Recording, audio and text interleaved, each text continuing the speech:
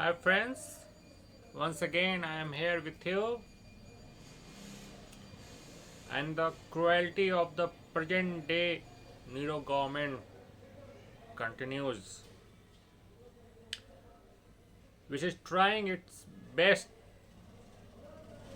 to suppress the activists who speak against the misdeed, misconduct, wrongdoing of the government. The price the activists are paying for their protest against the government is far lesser than the price paid by the freedom fighters,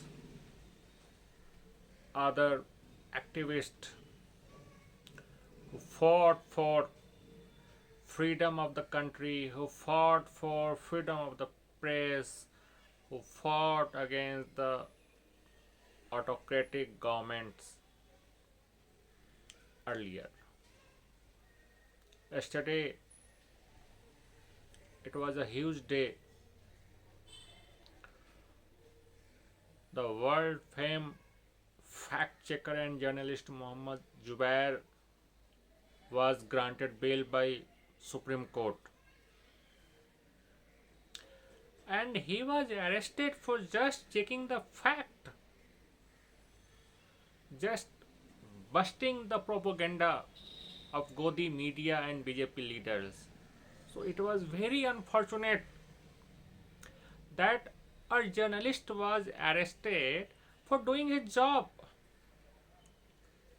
And what the Justice Chandrachud said in the previous hearing, that it seems a vicious cycle of FIR arrest against Muhammad Jubair. Once he gets the bail in a case, another FIR is registered in another district of UP, and he is remanded in that case. And yesterday, Muhammad Jubair has been given the bail in all 6 FIRs in Delhi and all future FIRs. All the cases have been clubbed together and it has been transferred to a special cell of Delhi. Further, the Supreme Court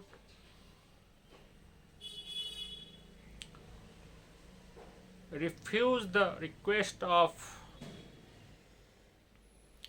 UP government to ask Muhammad Jubair to not tweet, which is the right of a citizen to use the freedom of speech, to use the freedom of press. It's not only Muhammad Jubair against which the vicious cycle of FIR and arrest has been used. Sharjil Imam, several FIRs against him in several states, and his alone sister is running from one state to another state to fight the cases against him. Siddiq Kappan, Umar Khalid, recently arrested Avinash Das, the filmmaker who was arrested for just sharing Amit Shah picture with arrested IAS officer Pooja Singhal. It was claimed by Gujarat police that it was done to tarnish the image of Amit Shah.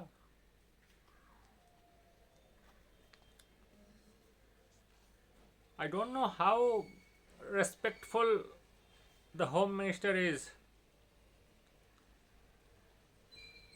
who faced the charges of fake encounter, who faced the charges of running the extortion racket, who faced the charges of murder of a CBI judge, and his respect has been tarnished by just sharing a picture of a corrupt IS officer along with him. It's a mockery of law and order. It's the misuse of law and order everywhere in the BJP ruled state to silence all the critics, to silence all the people who dare to speak against the Modi government, who dare to confront the Modi government.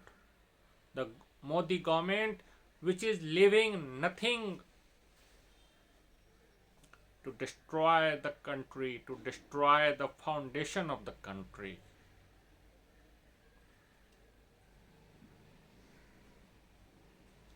Further, we come to the GST imposed on the goods which are of mass consumption like milk, curd, ghee, paneer, atta, and the 5% GST have been imposed. What Prime Minister Modi, when he was the Chief Minister of Gujarat, said in 2013, Delhi में बैठी कांग्रेस की सरकार महंगाई से त्राही त्राही कर रही गरीब जनता के घाव पर नमक छिड़कने का काम कर रही है. When inflation is above 7%, it's not only the inflation which is above 7%, it's the unemployment. So we are facing a double crisis of inflation plus unemployment. And in that circumstances, the GST have been imposed on the items which are basic necessity. A common man cannot survive without those items.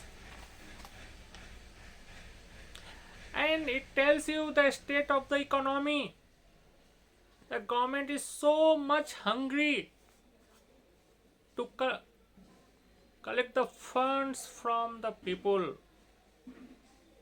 Otherwise, it's going to be bankrupt very soon. Let us see the Modi government performance in all the indexes which measure the performance of a government. India has been ranked almost at the bottom. Freedom of the press, India has been ranked 150 out of 180. In the Global 100 Index, India has been ranked 101 out of 116. Happiness Index, India has been ranked 136 out of 149. In the Human Freedom Index, we are at 119 at 165. In the Electoral Democracy Index, we are ranked 100 out of 179. In Liberal Democratic Index, we are at 93rd position out of 179. And we are termed Vishwaguru. It's not Vishwaguru, it's Vishguru, who has destroyed a country which was rapidly growing before 2014.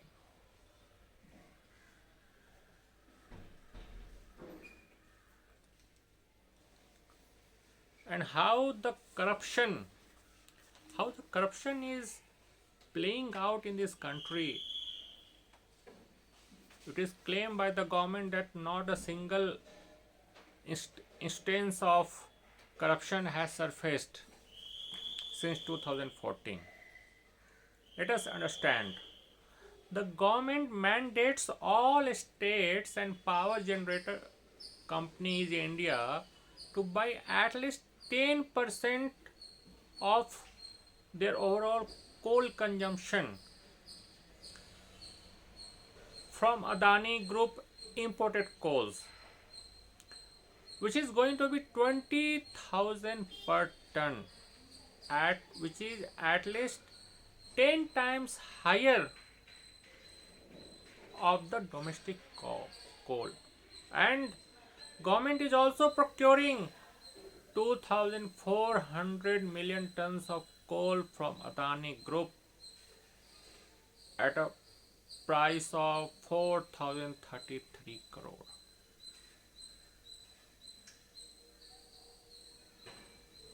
So this is another form of government, and this is another form of corruption, and this can be termed as legalized corruption when through a process you are allowing a crony capitalist to sell its coal at a 10 times higher price, and you are allowing to let him more and more wealthier every day when the country is facing the deep economic crisis. It's not the first instance when Adani Group has been favored. Earlier,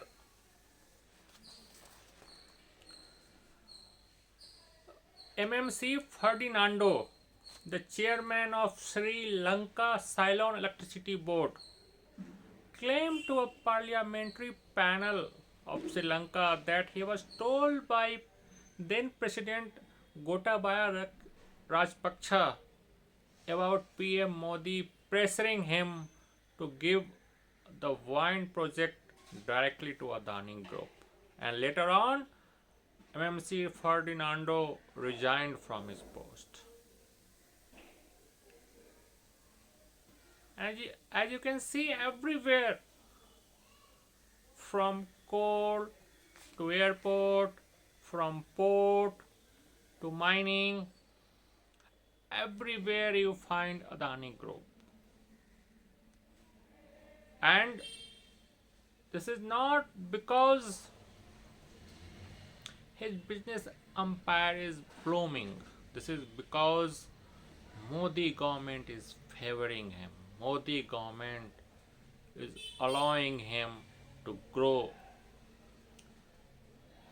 at cost of exchequer, at cost of poverty to million of people in India. And the people who speak against all these things are pressurized, are sent to jail, are trapped in vicious cycle of FIR and arrest,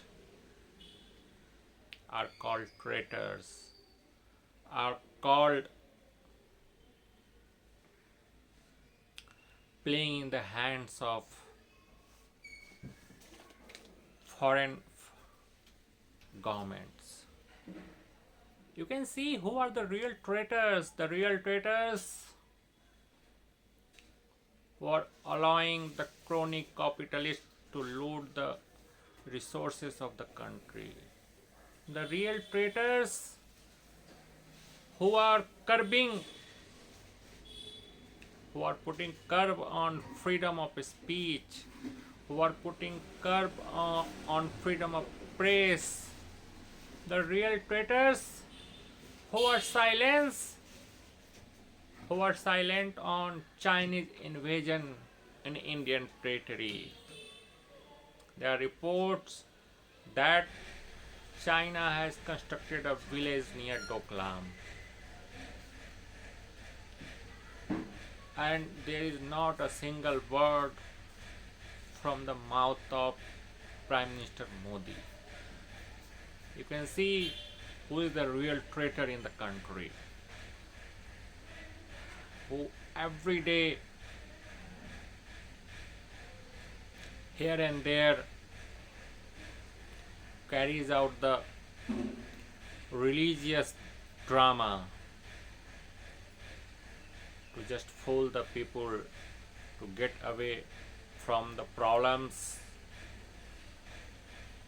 prevailing in the country.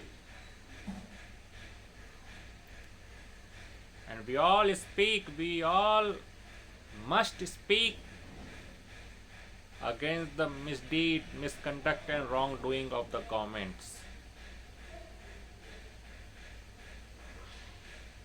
And there is nothing in law which can prevent us from speaking. Recently, the Allahabad High Court said that abusing Prime Minister does not cover the freedom of speech.